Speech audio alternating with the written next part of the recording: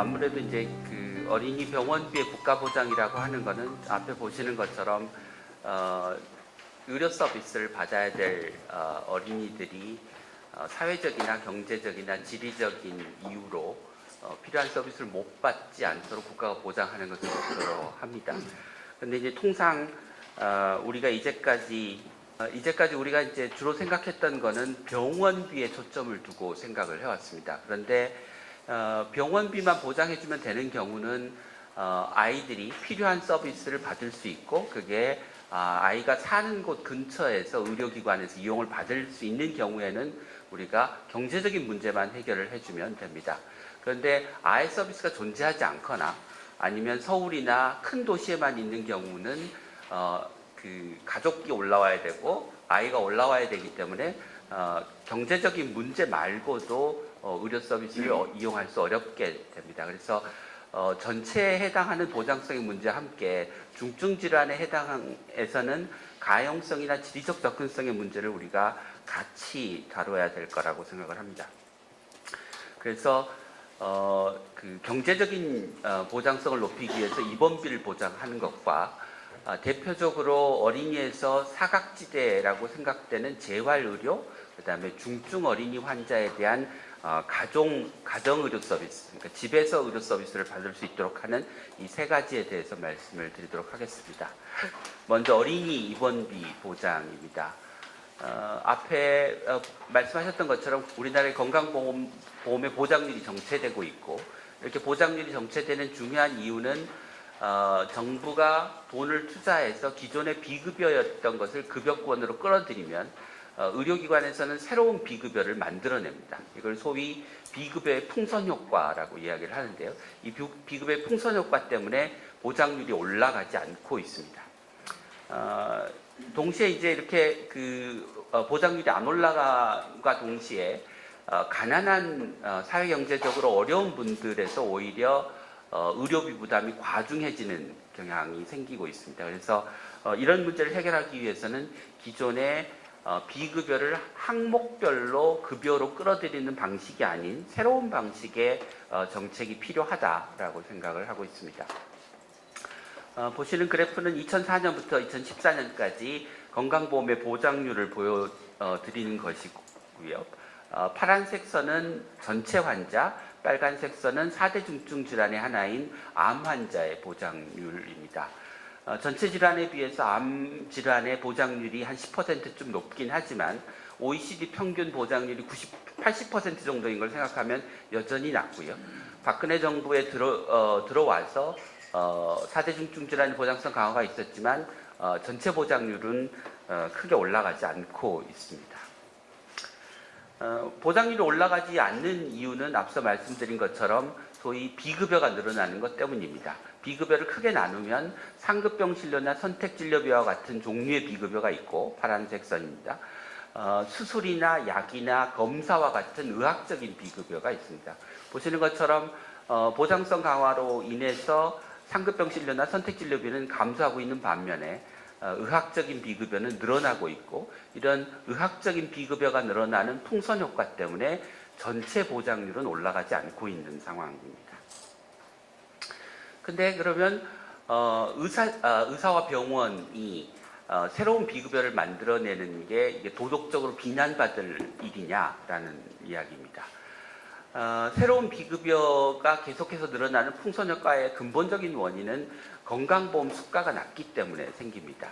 예를 들어서 이 오렌지색 박스가 건강보험 급여인데 현재의 건강보험 수가의 원가 보전율은 87%입니다. 그러니까 건강보험에 규정된 의료 서비스를 환자한테 하는데 100원이 들어간다면 보험에서 현재 87원을 주고 있는 셈이죠.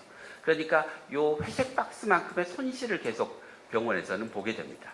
이 손실을 메꾸기 위해서 또는 어디서 메꾸냐면은 CT나 MRI나 초음파 같은 그런 비급여에서 생기는 초과 이익으로 메꿉니다. 이것은 병원이 가격을 자율적으로 책정할 수 있기 때문에 높은 가격을 책정할 수 있게 되는 거죠. 그래서 이 손실의 사각형과 이 초과 이익의 사각형의 크기를 맞춰서 병원은 의료기관을 운영하고 있습니다. 그런데 소위 보장성의 강화라고 하는 것은 예를 들면 CT나 MRI나 초음파가 보험급여 범위에 들어오면 여기서 어떤 초과이익이 사라집니다. 그럼 병원은 적자 상태에 빠지게 되겠죠. 그러면 적자 상태에서 벗어나기 위해서 병원은 새로운 비급여를 창출하게 됩니다. 악순환의 고리가 생기는 거죠. 그래서 이 문제를 해결하려면 기존처럼 항목별 급여화 방식으로는 풍선 효과를 막을 수 없기 때문에 보험급여와 비급여 진료비를 다 통틀어서 이것을 포괄수가로 묶어서 보장성을 강화하자는 것입니다. 이렇게 급여와 비급여를 통틀어서 포괄수가로 돈을 주면 의료기관 입장에서 기존 비급여에 있었던 초과 이득까지가 포괄수가에 산정이 되기 때문에 새로운 비급여를 만들어야 될 경제적인 동의는 사라집니다. 이제 물론 그렇다고 해서 이 돈을 벌고 싶어하는 병원이 새로운 비급여를 안 만들어내리라는 보장은 없습니다. 그 문제를 해결하기 위해서 혼합진료 금지 같은 제도를 도입하자는 제도입니다. 이것은 일본에서 현재 사용하고 있는 제도인데 급여 진료와 비급여 진료를 한꺼번에 섞어서 하지 못하도록 하는 제도입니다. 예를 들면 성형수술을 받을 때 진찰료나 입원료를 건강보험에 청구하지 못하도록 하는 거죠. 지금은 비급여 진료를 하더라도 그게 급여 진료 행위와 같이 이루어지면 급여 진료 행위에 대해서 건강보험에 수가를 청구할 수 있도록 되어 있습니다. 그러니까 이런 급여와 비급여를 섞어서 청구할 수 있는 제도 자체가 새로운 비급여를 만들어내기 쉽게 만드는 구조라는 뜻입니다. 그래서 보장성 강화 정책의 전체 개요를 말씀드리면 먼저 본인 부담률을 인하하자. 산정특례 수준인 5%나 10%로 인하하자. 모든 비급여를 급여하자. 방법은 포괄수가를 적용해서 하자. 그리고 새로운 비급여의 출현을 억제하는 혼합진료 금지와 같은 제도를 도입하자. 그렇지만 그래도 여전히 중병이 들고 의료비가 많이 들어가면 5%, 10%도 큰 돈이 될 수 있기 때문에 본인부담금 상한제나 재난적 의료비 지원제도를 이용해서 보장률을 강화하자라는 뜻입니다. 근데 여기서 한 가지 덧붙여 말씀드리고 싶은 부분은 여러분도 잘 아시겠지만 어린이를 병원에서 돌보고 치료하는 데는 어른을 돌보는 것보다 훨씬 더 많은 시간과 노력이 들어갑니다. 그런데 우리나라는 이제 어린이 병원비에 대해서 일부 가산을 하고 있지만 그 가산 수준이 충분하지 않기 때문에 제대로 된 어린이 병원들은 적자를 면치 못하고 있습니다. 그러니까 우리가 보장률을 올려도 궁극적으로 우리 아이들이 제대로 된 좋은 질의 서비스를 받으려면 어린이 병원, 좋은 어린이 병원이 많이 생겨야 되기 때문에 그렇게 하기 위해서는 이 수가의 인상이 필요한데 모든 병원의 수가를 동시에 인상할 수는 없고 정말 어린이를 전문적으로 보고 중증 환자를 보는 그런 병원들에 대해서 수가를 같이 인상하는 게 좋겠다라는 제안을 드립니다. 그러면 돈이 얼마나 드느냐입니다. 예. 어린이가 약 980만 명, 어른이 4,100만 명, 입원 건수는 약 100만 건에 600만 건. 그래서 1인당 입원 횟수는 0.11에 0.15고요. 어린이 병원비는 평균적으로는 어른에 비해서 적습니다. 한 150만 원 정도고 어른이 한 320만 원 정도입니다. 어린이 입원 진료비의 전체는 2014년 기준으로 1조 5,470억 정도 되고요. 비용, 이 1조 5천억의 구성비를 보면 건강보험에서 65%를 대주고 본인이 34%를 대는데 그 중에 23.8%가 비급여 진료비입니다. 결국은 비급여의 문제를 해결하지 않으면 아무리 본인 부담률을 낮춰도 실제적으로 환자가 부담하는 돈은 줄어들지 않는다는 뜻이 되겠습니다. 그래서 비급여를 포함해서 전체 본인 부담률을 5%로 낮추면 건강보험이 부담해야 되는 돈은 1조에서 1조 4,700억 정도로 약 한 4,600억 정도가 늘어납니다. 건강보험의 부담이 늘어나는 만큼 본인 부담은 줄어들게 되고요. 이 부담은 비급여 본인 부담이 주는 돈이 한 3,500억, 급여에서 본인 부담금이 주는 돈이 약 1,000억쯤이 됩니다. 그래서 다시 한번 요약해서 말씀드리면 본인 부담률을 산정특례 수준으로 낮추자. 모든 비급여를 급여하는데 심포괄수가 방식으로 하자. 본인 부담률 5%면 4,600억, 10%면 2,300억 정도의 추가 재정이 소요된다는 뜻입니다. 두 번째 주제는 재활의 문제입니다. 우리나라에서 재활이 필요한 어린이는 약 8만 명 정도로 추계됩니다. 등록장애인 1급에서 3급 중증 어린이 중에 약 한 87% 정도가 재활 치료가 필요한 어린이로 추정이 되고, 이것은 결혼이 늦어지고 출산 시기가 늦어지면서 점점 더 늘어나고 있는 걸로 추정이 됩니다. 그런데 아주 정확한 통계는 없는데 이 8만 명 중에 실제로 재활치료를 받는 어린이는 절반 정도밖에 안 되는 걸로 추정이 됩니다.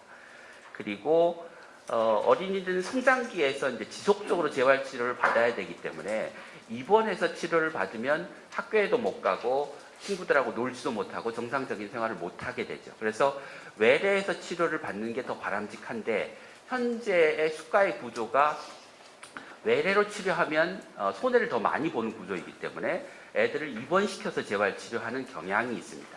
또 서울에 있는 큰 병원에서만 재활치료를 할 수 있으면 애가 학교를 그만두고 서울로 가야 되는 거죠. 그러면 어쩔 수 없이 입원을 해야 됩니다.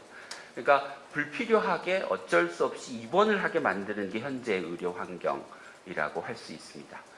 그래서 먼저 첫 번째 문제는 지속적으로 재활치료를 받아야 되는데 본인 부담이 높다는 거고요. 일부 언어치료와 같은 서비스는 애들이 받아야 될 필요가 있는데 이런 것들이 보험급여의 범위에 들어와 있지 않다는 게 문제이겠습니다. 두 번째는 보험 수가가 낮기 때문에 어린이를 대상으로 해서 재활 서비스를 하는 병원이 별로 없습니다. 그러니까 돈이 있어도 갈 곳이 없어서 치료를 못 받는 것이죠. 그 대표적인 이런 이제 공급 부족의 현상을 볼 수 있는 것은 진료 대기 기간입니다. 서울대병원을 예를 보면 물리치료 받는데 2개월, 작업치료 받는데 8에서 9개월을 기다리게 됩니다. 그것도 도시에만 이런 기관들이 집중되어 있습니다. 예를 보시면 29개월에 뇌백질이 손상이 되는 희귀병으로 인지와 운동 기능에 퇴화가 된 아이가 있는데, 얘가 2월 달에 이제 치료를 받고 병원에서는 퇴원을 했습니다. 그런데 재활치료를 받을 곳이 거주지인 의정부 근처에 없어서 결국 서울대병원에 와야 되는데, 이것도 대기 기간이 기니까 간간히 예약된 환자가 안 올 때 급히 연락을 받고 와서 치료를 받게 되는 거죠. 5분 대기조도 아니고 이런 식으로 치료를 받는다는 게 받아들이기 어려운 거죠. 세 번째는 앞서 말씀드린 대로 입원 치료를 할 수밖에 없는 환경입니다. 그래서 수가가 낮은 게 첫 번째 문제고, 두 번째는 재활치료를 할 수 있는 병원이 대도시에만 집중되어 있기 때문에 그렇다는 이야기입니다. 그래서 제가 드리는 제안은 본인 부담금을 10%로 낮추자라고 하는 얘기고, 만약에 본인 부담금이 낮아져서 생기는 오남용의 우려가 있으면 급여 기준을 좀 더 세세하게 만들고, 또 이렇게 낮은 본인 부담금과 높은 수가를 받을 수 있는 곳을 의료기관을 한정하자라는 것입니다. 그래서 제대로 된 시설과 인력을 갖춘 기관에서만 이런 혜택을 받을 수 있도록 하자라는 이야기가 되겠습니다. 수가는 아마 30% 정도 인상하는 게 좋다고 생각하고 있습니다. 그러니까 근데 정교한 계산을 해서 30%라고 말씀을 드리는 건 아니고, 기존의 소아와 관련된 여러 가지 재활치료와 유사한 서비스의 가산율을 보면, 예를 들면 마취료나 처치미 수술료나 신경학적 검사료 같은 게 대부분 30%의 가산율이 적용되고 있습니다. 그래서 30% 정도를 가산하고 본인 부담을 10%로 낮추면 가산율을 도입하는데 350억, 본인 부담률을 낮추는데 550억 정도가 들어갈 걸로 추정이 됩니다. 이거는 그 수가를 올리고 본인 부담률을 낮췄을 때 늘어나는 의료 이용량을 계략적으로 고려해서 계산한 수치입니다. 그리고 재활센터를 지정해서 재활 서비스에 대한 접근성을 높이되, 우선적으로는 그 작년에 공공의료법에 근거해서 어린이 공공전문진료센터로 지정된 7개 어린이 병원부터 재활치료센터로 지정하는 게 좋겠다. 그리고 수요가 늘어나는 걸 고려해서 더 지정해도 좋겠다라는 것입니다. 네 번째는 병원에 아예 오기 힘든 아이들이 있습니다. 그러면 이런 아이들은 집에 가서 이제 필요한 서비스를 해줘야 되는데, 요건 뒤쪽에 있는 세 번째 주제하고 연결이 되기 때문에 세 번째 주제와 연계해서 말씀드리겠습니다. 세 번째는 중증 환자에 대한 가정의료의 이야기입니다. 점점 더 의료기술이 발달해서 애들을 더 잘 치료할 수 있는 건 좋은데, 의료기술이 발달하다 보니까 예전에는 금방 사망하던 애들이 오래 살게 됩니다. 그러면 사는 동안에 여러 가지 의료 서비스를 받아야 되는 거죠. 예를 들면 인공호흡기를 다는 환자, 혼자 이제 먹지 못해서 관을 통해서 영양을 공급받거나 또는 주사를 통해서 영양을 공급받는 애들은 끊임없이 인공호흡기 관리도 해야 되고 주사도 바꿔줘야 되고 이런 문제들이 필요하죠. 근데 이게 병원에서 이런 서비스를 이유로 해서 상급종합병원, 대학병원에 애들을 계속해서 입원시킬 수가 없습니다. 상급종합병원에서는 아주 급성기 치료만 하고 저런 서비스가 필요하더라도 퇴원시켜서 결국은 다른 방식으로 이런 문제들을 해결해야 되는 거죠. 근데 그 다른 방식이라고 하는 게 현재는 공식적으로 가정에 가서 애들에게 저런 서비스를 해주는 서비스 자체가 거의 존재하지 않기 때문에 결국은 보호자가 그 책임을 떠안게 됩니다. 이런 가정의료가 필요한 아이의 수는 일본 자료를 근거로 하면 우리나라는 한 6, 7천 명 정도 될 거라고 생각합니다. 현재 가정간호가 일부 이런 역할들을 하고 있지만 주로 이제 의학적인 처치 중심이기 때문에 간병이나 심리적 지원이나 일시적인 보호 같은 일들은 좀 하기 어려운 상황입니다. 가정간호는 보시는 것처럼 이런 수가로 이루어져 있는데 문제는 교통비가 너무 적다는 것과 교통비가 건강보험이 적용이 안 돼서 가족의 부담이 많다는 것입니다. 사회복지에 있는 장애인 활동지원 사업이나 장애인 가족 양육지원 사업이 일부 이런 역할을 할 수 있습니다. 그런데 장애인 활동지원 서비스는 6세 이상으로 제한이 되어 있고 장애인 가족 양육지원 서비스는 소득 기준이 있고 이게 의학적인 서비스를 제공하지 않는다는 문제가 있습니다. 사례 하나를 말씀드리면 김수아라는 아이가 있었습니다. 1개월부터 힘이 없어 보여서 근위축 질환으로 진단을 받았고 혼자 음식을 먹을 수 없고 나중엔 숨을 쉴 수가 없어서 인공호흡기를 달고 갔습니다. 그런데 저런 가정의료 서비스가 존재하지 않기 때문에 결국 아이 엄마가 직장을 그만두고 24시간 간병을 했는데 아이의 오빠가 거의 돌봄을 받지 못해서 여러 가지 문제를 겪고 나중에는 23개월경에 엄마가 잠시 조는 사이에 인공호흡기가 분리됐는데 엄마가 만성적인 수면 부족이 시달려서 이게 알람을 듣지 못했습니다. 결국 애가 사망을 한 거죠.